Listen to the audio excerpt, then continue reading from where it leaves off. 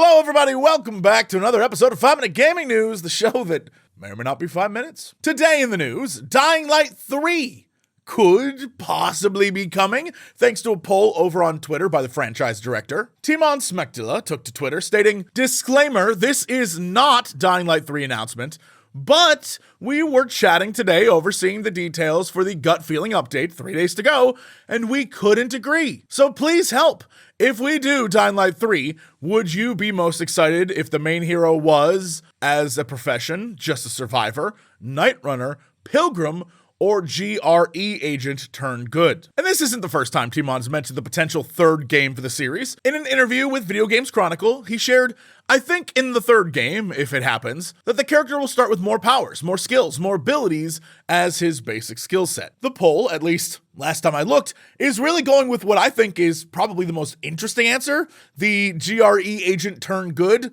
I love that concept. I love maybe starting as like a hard-ass bad guy and then ending up being the hero at the end. That's always fun. It's super tropey, but like I said, always fun. So yes, while nothing is officially confirmed, it looks like everyone's sort of gathered around the drawing board, coming up with ideas, workshopping stuff, and that is a sign that at least they care about making a third game. We'll find out. In other, more Middle-earth news, if you want the full Tolkien experience, the Lord of the Rings extravaganza in this upcoming Gollum game, it's gonna cost you 10 more bucks. The Precious Edition, yes, that's what it's called, and I absolutely love that, for the Lord of the Rings Gollum costs $69.99 and comes complete with concept art, lore compendium, the original soundtrack, and the Sindarin VO expansion. And for those of you who aren't Tolkien diehards and thus judging me on my pronunciation, what that means is it's just Elvish voiceover. The VO expansion adds additional Sindarin lines to some of the characters in the background.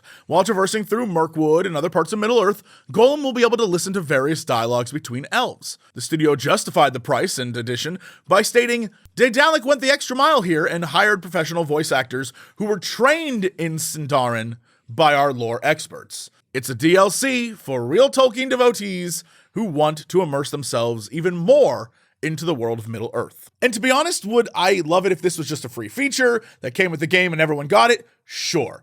But do I understand that the vast majority of people will never turn this on and never use this because they just don't care? They're not that kind of Tolkien fan. I also understand that. So I understand the cost benefit of putting it in and the upcharge. I get it all.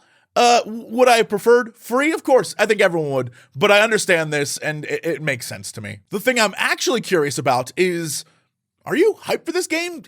Do you know anyone who's like really excited for this game? This is one of those games where I keep seeing it, I'm like, okay, but I don't know anyone else. Like, in the comments below, let me know what you think about this game, if you're excited for it, if you have concerns about it, just anything. Like, I don't see anyone even talking about it. Speaking of things we should be talking about, Meta announced they are laying off 10,000 more employees, this time very specifically hitting the VR sector. Thomas Grable, a senior engine and graphics programmer at Ready Dawn, shared on his Twitter, 1/3 of the studio was laid off today, including the studio head, which is a huge blow to any studio or company. As reported by GameDeveloper.com, Meta acquired the California-based Ready at Dawn in 2020. Before and after that acquisition, it made various VR games such as Lone Echo 2 and Echo VR, the latter of which will shut down in August. In 2021, Meta acquired Downpour, who created the 2017 VR shooter Onward. And what